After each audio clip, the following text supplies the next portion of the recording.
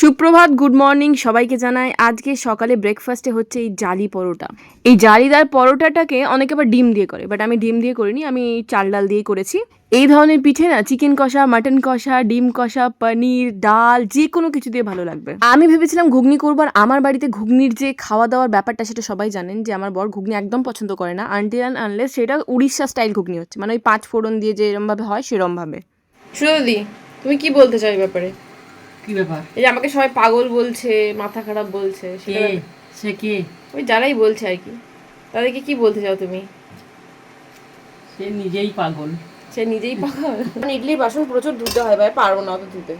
আমি কয়েকটা কমেন্টস তো মানে পড়া হয় না, মাঝে মাঝে পড়ি, দিয়ে তারপরে আমি ভাবি এই জিনিসগুলো যে অনেকে হয়তো আমাকে পাগল বলেন, সত্যি আমি পাগল, কিছুটা ক্র্যাক তো আমার ডেফিনেটলি মাথায় আছেই। হবে পাগলটা না একটা হেলদি ওয়েতে পাগল, মানে পাগলটা তুমি এরকম লেভেলে পাগল যাকে তোমার বন্ধুর সার্কেলে সবাই পছন্দ করবে, সবাই মিশতে পছন্দ করবে, যে এরকম পাগলের সাথে মিশে তোমার মন ভালো হয়ে যাবে, আমি হচ্ছে সেরকম পাগল। আমি যে মাঝে মাঝে মুখ বানাই না, ওটা আমি ইচ্ছে করে বানাই না, আমার কিন্তু এটা নেচারে, ছোটবেলা থেকেই বানি, হঠাৎ করে না। যদি আমাকে খুব সিরিয়াস অবস্থায় দেখেন তখন বুঝবেন যে আমি খুব হঠাৎ করে সিরিয়াস হয়েছি। এই হলো আজকে আমাদের মোটা রকমের ব্রেকফাস্ট। এটাকে কি বলে আমি জানি না, উত্তপম টাইপের। এখানে ঘুগনি আর চা।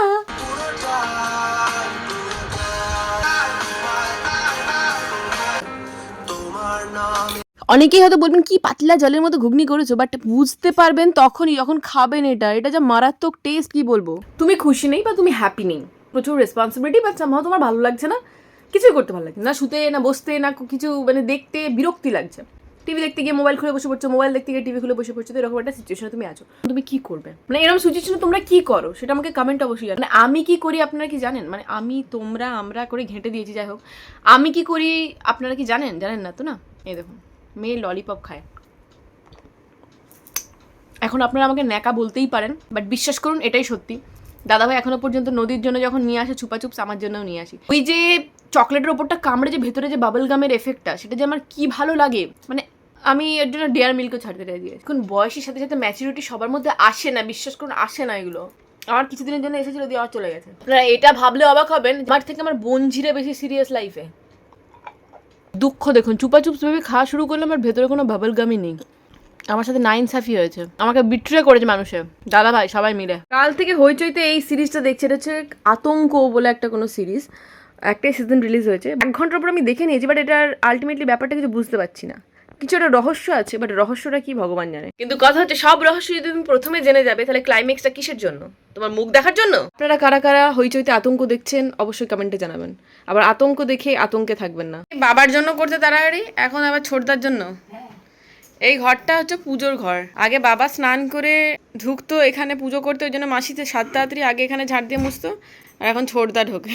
এই রুমটাকে না ভালো করে ডেকোরেট করতে হবে, প্রচুর জায়গা আছে, আমি দেখতে পাচ্ছি এই জায়গাগুলো এই করলে ভালো লাগবে, বাট হাত দিতে পারছি না এখন। তার কিছু কিছু ছোটো ছোটো কারণ আছে। এই দেখুন, এইটা পুরোটা ফাঁকা, এখানে অনেক স্পেস আছে। এই বেডটাকে সরিয়ে একটা কুইন সাইজের বেড রাখলেই হবে। আমার দিনের মাথায় এতবার ড্রেস চেঞ্জ দেখে না আপনারা ভয় পেয়ে যাবেন না। তার একটাই কারণ, সেটা হচ্ছে না আমি মাঝে মাঝে মানে কাজ করার মাঝে মাঝে শর্ট শুট করি। শর্টসে না একটু ডিফারেন্ট ডিফারেন্ট ড্রেস পরে দেখলে মানে ভালো লাগে আর কি, যেহেতু প্রেজেন্টেবিলিটির একটা ব্যাপার আছে, সেই জন্য মাঝে মাঝে আমি ড্রেসে চেঞ্জ করে নিই, প্লিজ কিছু ভাববেন না। তো হ্যাঁ, অনেকেই আপনারা বলেছিলেন যেরকম যে বাবার ঘরটা তুমি ইউজ করতে পারো চেঞ্জ করে, তো এই বিষয়ে না আমি ভেবেছিলাম এটা, এই বিষয়ে একটা জিনিস ম্যাটার করে, সেটা হচ্ছে এই বাড়িটা যবে থেকে হয়েছে তবে থেকে আমি এই ঘরে রুমে থাকি, বাবা থাকে ওই রুমটায় মানে থাকতো, আর নিচে থাকতো মা, আর বেরিয়ে যেত মিস্টার মুখার্জি, তো বেশিরভাগ টাইমে বাড়িতে থাকে না। আমি নর্মালি কোনো জিনিস চেঞ্জ করার আগে, বিশেষ করে যেহেতু তাদের রুম এখনো পর্যন্ত ওটা, আমি চেঞ্জ করার আগে মাকে জিজ্ঞাসা করছিলাম যে মা ওই ঘরে একটা ওয়ার্ড্রপ বানাবো কিনা, তো জানি না মা কিসের জন্য হয়তো বললো যে না বানাস না, হয়তো অন্য কেউ হলে হয়তো বানিয়ে নেবে। এবার আমার আমার মনে হলো যে একটা মানুষ যখন না বলছে না, তার অনেক রকম সাইকোলজি কাজ করে, তো হুট করে আমি এটা বলে দিতে পারি না যে না কেন এরম বললো বা কিছু, ওয়ার্ড্রপ হলে প্রবলেম কি।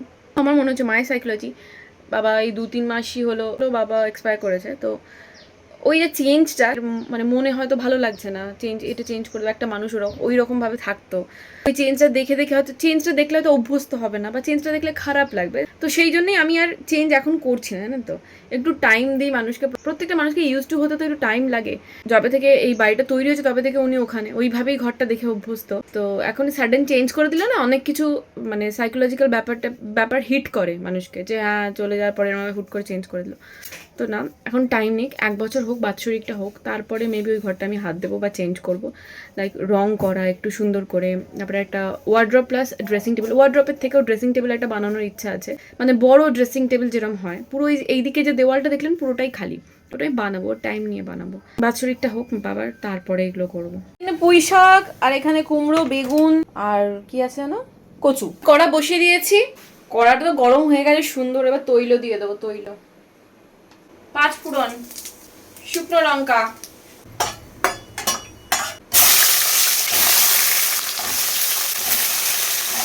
নুন, হলুদ, অপশনাল ধনে জিরে,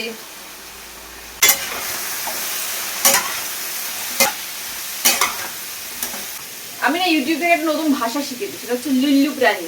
মানে জানি নাকি, বাট কথাটা শুনে খুব ভালো লাগে, এই জন্য বললাম লুল্লু প্রাণী। এই লুল্লু প্রাণী যিনি বলেন, ওনার চ্যানেলের নেম কি অবশ্যই আমাকে কমেন্টে জানাবেন। ওনাকে আমার ভীষণ ভালো লাগে, মানে এত মারাত্মক লেভেলের একটা পজিটিভিটি পাই দেখলে, খুব পছন্দের উনি আমার একজন।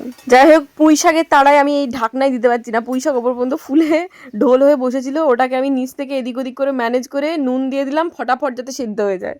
যতই পুঁই শাক এদিক ওদিক করে রান্না করি জান, কিন্তু কাজ বাড়ির মতো পুঁই শাক হয় না কেন কে জানে। আর এখানে চিংড়ি মাছের মাথা আর কয়েক পিস চিংড়ি আমি মিশিয়ে দিয়েছি, এরপরে এটা একটু ফুটুক। আচ্ছা দেখিয়ে দিই, এটা হচ্ছে আমার, এটা হচ্ছে চিংড়ি মাছ দেওয়া পুঁই শাকের ঘন্ট, রেডি হয়ে গেছে। এরপর ডালও হয়ে গেছে, শুধু এটা ভাজলেই ব্যাস আমাদের আজকে আর সেরকম কিছু তরকারি না। মোরলা মাছ ভাজা, পুঁই শাক কুমড়োর ঘন্ট আর ডাল। এখানে দেখছেন এই যে চিংড়ি মাছটা আছে, এটাকে আমি আগে থেকে তুলে রেখেছি, তার এটাই কারণ যে এটা দিয়ে আমি সুশি বানাবো আজকে, মানে সসে দেখাবো সেটা। এটাকে না একটু সোয়া সস দিয়ে জাস্ট ম্যারিনেট করে রেখে দেবো, আর কিছু দেবো না। তো এক্সট্রা করে নুন দেওয়ার দরকার পড়বে না। ডান মাখিয়ে এটাকে ফ্রিজে রেখে দেবো, তারপরে যখন সুশি বানাবো সসটা তখন আপনাদের শেয়ার করবো। আগে এই থেকে ভাবছি যে 1 পিসের উপরে আমি একটা ইয়ে করবো, যে নতুন 1 পিসগুলো এসেছে তার উপরে একটা লাইভ করবো আর কি, বাট করাই হচ্ছে না জানেন তো সময়ের জন্য। তার মধ্যে নদীর এই প্রজেক্ট করা, আমি সমস্ত কেটে কুটে রেডি করে রেখেছি, এগুলো শুধু স্টিক করতে হবে, ব্যাস তাহলেই হয়ে যাবে।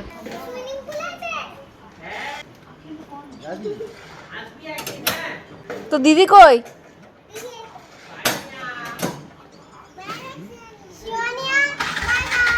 তো শিবানিয়াকে বাই বাই করতে করতে শিবানিয়া স্নান হয়ে গেছে, আমরা খেতে বসে পড়েছি, মিস্টার মুখার্জিকে খেতে দিয়ে দিয়েছি। আর আমার এখানে শরীরটা ভালোই লাগছে না, আমার মুখ চোখের অবস্থা দেখে বুঝতে পারবেন, তাই সোজা দুপুরবেলা দিয়েছিলাম টেনে একটা ঘুম।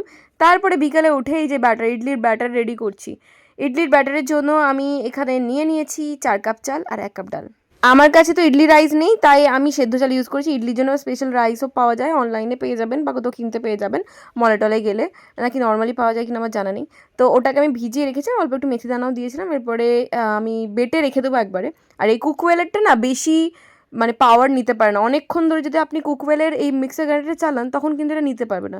এটার জন্য বেস্ট একজনের রান্না করলে, মানে ধরুন আপনি একা আছেন বা আপনার হাজব্যান্ড ওয়াইফের বাচ্চাকে নিয়ে থাকেন, এই 2-3 জনের জন্য রান্না করলে ঠিক আছে। বাট যখন একটু বেশি রান্না করবেন, ধরুন আপনার বাড়িতে কোনো গেস্ট আসছে বা কাউকে খাওয়াতে চাইছেন, তখন কিন্তু কুকওয়েলের মিক্সার গ্রাইন্ডারটা একদম কাজে দেবে না, কারণ এটা না বেশি মানে চলতে পারে না, গরম হয়ে যায় পুরো। হ্যালো গাইস, আজকে আমরা করতে চলেছি গেট রেডি উইথ মি।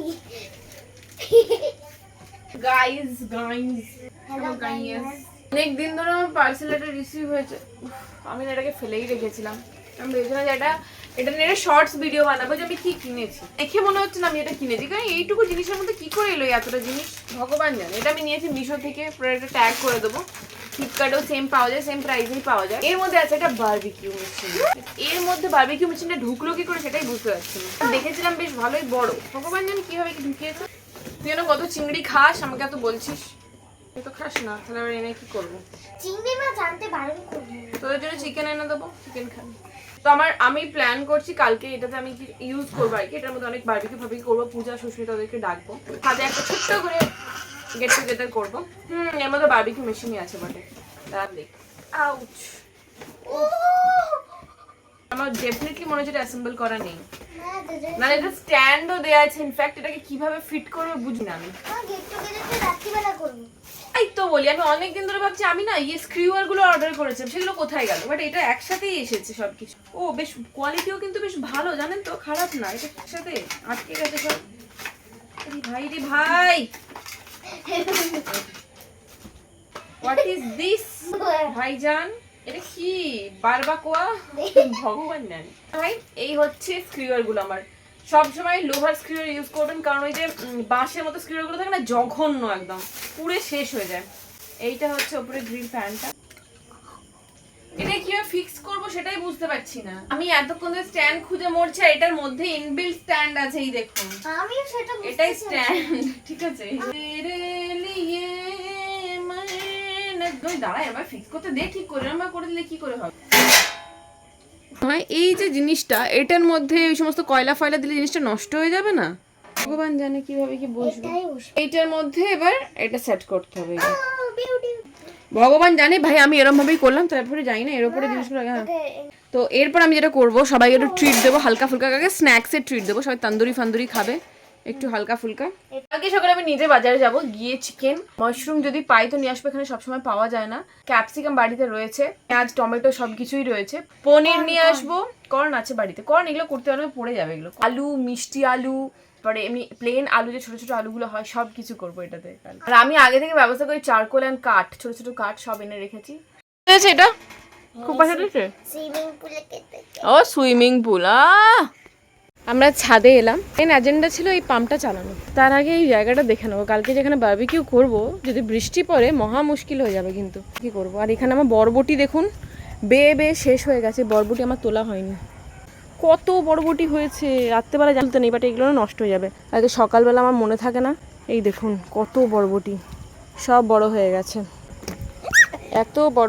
নিজের হাতে গাছ লাগালে না, এই চারটে কেন, একটা বরবটি ঝুললেও সেটা দিয়ে কি আনন্দ হয়। বরবটিটাই আমরা পুরো একদম রসিয়ে কষিয়ে খাই। যাই হোক, এখানে আমি 5খানা বরবটি পেয়েছি। কালকে আমার বরবটি আর আলু দিয়ে চাউমিন হবে। কালকে ভাবছি সুইমিং পুলটা একটু পরিষ্কার করে এটাতে জল ভরে রাখবো, যারা জলে ডুবতে চায় বা চুপতে চায় চুপে যাবে। আর যদি ভগবান আমাদের আছলা বাঁশ দিতে চায়, তাহলে বৃষ্টি না হবে আর কি, সমস্ত পুরো পণ্ড হয়ে যাবে। মানে আমার বারবিকিউ, তার আগুন, তার চারকোল, তার কাঠ সব একদম আমি এখন একটা গেট রেডি মি শুট করছিলাম, রাত্রি 11টা বাজে, মিসে বলেছি একটু আগে না। প্রচুর জিনিস ছড়ানো ছেটানো আছে, ড্রেসটা চেঞ্জ করে মেকআপ ফেকআপ তুলে তারপরে দেখা করছি। মেকআপ ফেকআপ তুলে নিয়েছি, প্রায় 12-12:15 বাজতে চললো, ঠিক আছে। গ্রাম চিকিৎসালয়ের আবার পার্টটা চালিয়ে শোবো, যতটুকু পাবো এডিটিং করবো। কালকে সকালটা নতুন ব্লগের সাথে দেখা হচ্ছে। কালকে আমার বারবিকিউটা উদ্বোধন করবো। ওকে, বাই, গুড নাইট।